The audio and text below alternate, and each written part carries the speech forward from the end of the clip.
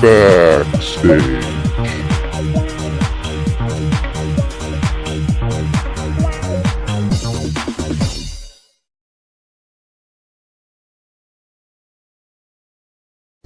All right, we're back. Damien Gendron, Backstage-Vancouver.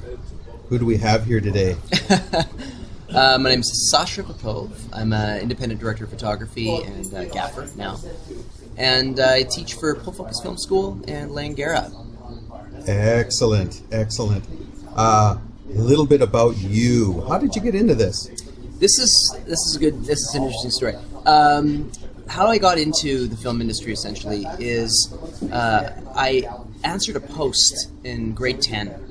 I didn't want to flip burgers like my friends, and I was a painter, so I had an artistic background. And what I did was I went to the job postings board and I had a peek, and there was an opportunity to do some makeup in Centennial Theatre in North Vancouver. And so I thought to myself, maybe at the time naively, I thought to myself, well, it couldn't be any different than painting on a canvas. He's painting on somebody's face.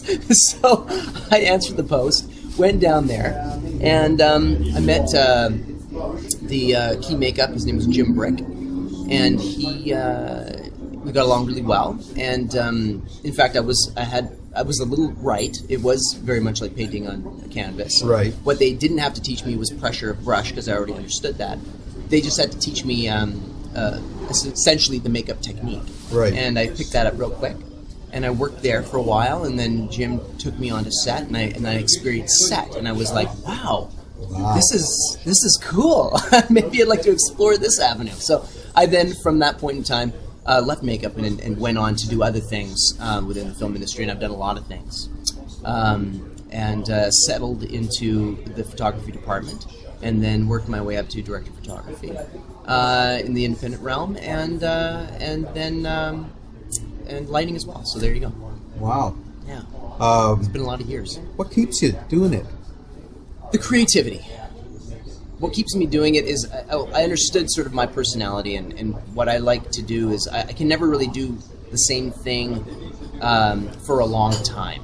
So even though I am within a department, every project that comes along is always different. So it's a beautiful mix, because you end up being able to be sort of a master of your craft and understanding your craft and honing your craft. But every time you do a project, it's a different story. And it's a different set of circumstances, and you work with different people. Right. It's nice. It's always a change. Yeah. So I like that creative ability to express, of course, as an artist, but I also really enjoy the fact that it is dynamic and it changes all the time. You never really know what you're going to do each day. I mean, more or less, but not really. No, that's life, right? There's that serendipitous quality of it, and you have an idea. You come with a schedule, and everybody's got a good idea of what they're doing, but then something happens. Something always happens. Oh yes. And it makes things interesting. Yeah. A question for some young folks that have emailed me.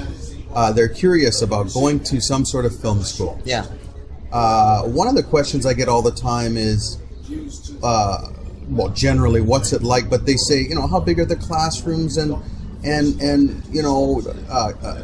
are you able to kind of steer the curriculum in any way? And I said, well, in some of the bigger schools, no. I mean, you've got a set curriculum. That's it. We're doing this week and this week. But I said, as far as I know, some of the smaller schools are a little bit more flexible. Is that a fair statement? Yeah, that is a very fair statement. Yeah, I think that's pretty accurate. If you go to NYU or UCLA, they have a set curriculum, and you're a student, you're a number. Right. And it's a little less personal. Rather than going to something where the classrooms are smaller, it's more intimate. It depends on the person too.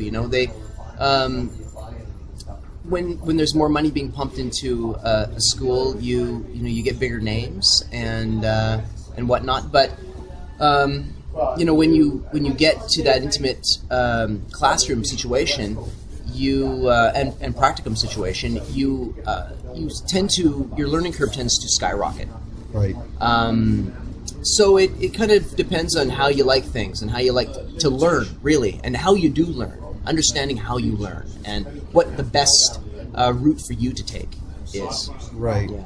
As an instructor, how do you notice that if you have a student and they're always looking over at the sound gear, or they're always playing with, we're doing scripts this week, but they're always, in their spare time they're playing with the sound kit or whatever.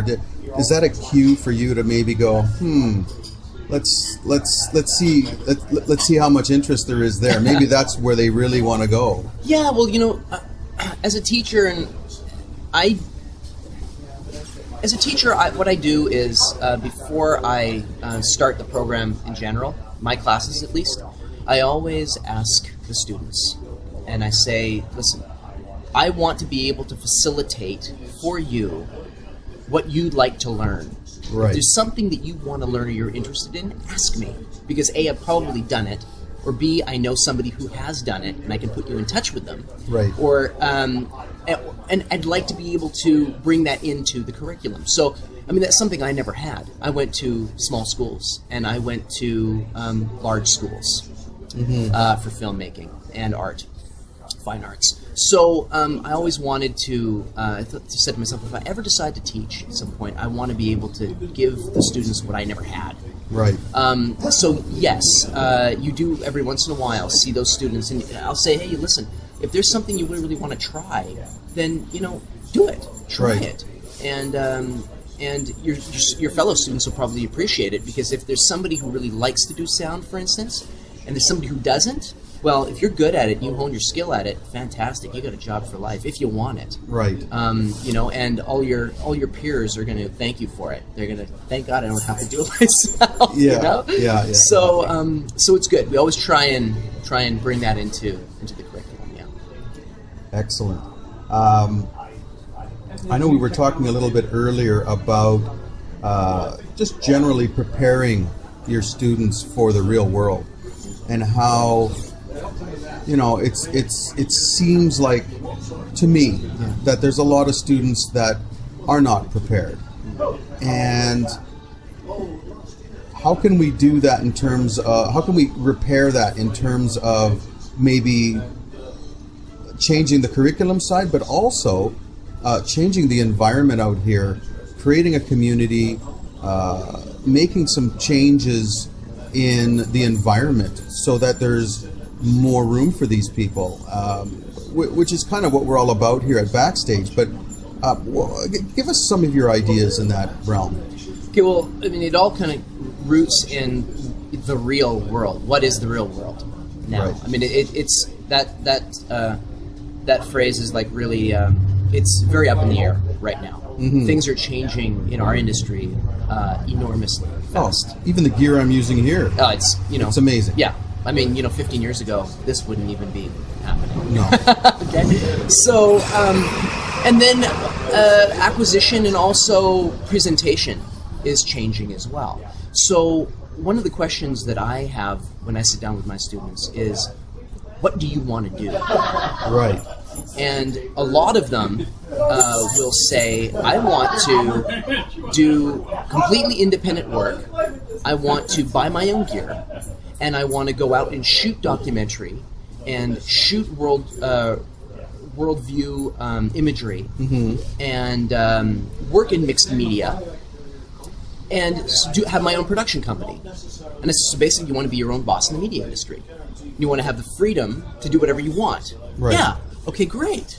That's totally and entirely possible now. Absolutely. Whereas it didn't used to be. No. Okay? So there's a big change happening. And some of us don't really quite know where it's going, especially once we had been rooted in a very different ideology of the industry. Right. And the syntax of the industry, our equipment is changing, the ideology of it is changing. So, when a student, as far as sort of the real world is concerned, the options are endless, essentially, for the person who wants to do certain work. Now, if you do want to get into the Hollywood North service industry, then you go that route. You know, you go the union route, and you go and you take certain courses that you have to take, and you jump through the hoops that the unions will make you jump through,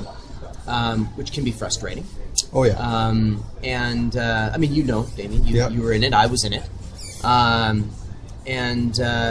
And you start that route, and you know, you have to deal with those certain situations. You got to deal with the people who don't want to teach you anything on set because they're afraid that they're going to lose their job to you, which is crazy. It is, because they've got so much more experience, and I mean, it's just, you know, that lack mentality. But you also have to deal with the hours of that industry and working within it. Or you can, you can focus on web. Oh yeah. And you can do web series now. You can do, what you guys are doing. You know, I mean, you can do fictional, short and long form for the internet and for exhibition in festival. Right. I mean, it's a brand new world. It's a brand new world. It's a totally brand new world. Right. You know, it is what you drag along with you. So, you know. But what if they say, "Yeah, but I got to pay my bills"? How do they do that? Well, that's a really good question, because I mean, that is the only thing that spans what I call the Hollywood North industry. Yeah. And the independent film industry. Right. Really funny. I used to go to university in San Francisco State University. We had Francis Coppola come and talk to us one time. He said something really interesting and kind of heartening. It made us feel really good, all the students. He said, you know, as an independent filmmaker, and by the way, he did work in the independent realm, and he still does. I mean, he funded a lot of his own projects, though he did produce and work within the Hollywood industry. Hollywood's just a place, right? It's just an office. That's all it is. So, you know, within that industry, you can still do all kinds of other things that you can do here as well, okay? Now, he said, often working as a independent filmmaker, he said, you know, every independent filmmaker has to have a second job. And we're looking at him going, well, you don't have a second job. And he says, yeah, I do. I make wine. And he does. He makes wine. Yeah. He has a wine vineyard, and he makes wine. Now, granted, that's winemaking and filmmaking, okay? And he has a passion for both. And he loves both of them, and that's why he does both of them. Right. Now, one person could work in a coffee shop and also make films. There's actually no difference. Right. Francis Coppola dreams big. His dreams are large. Right. How large are your dreams? Right? Right. And so, you know, he still had to do the work, and he still had to do the actions, and he still had to take the risks, big risks, bigger than most of us, to make his dreams come true. Right. But he still has a second job. Yeah. So that kind of illustrates, you know, the independent film industry and the... You need the passion, you need the drive.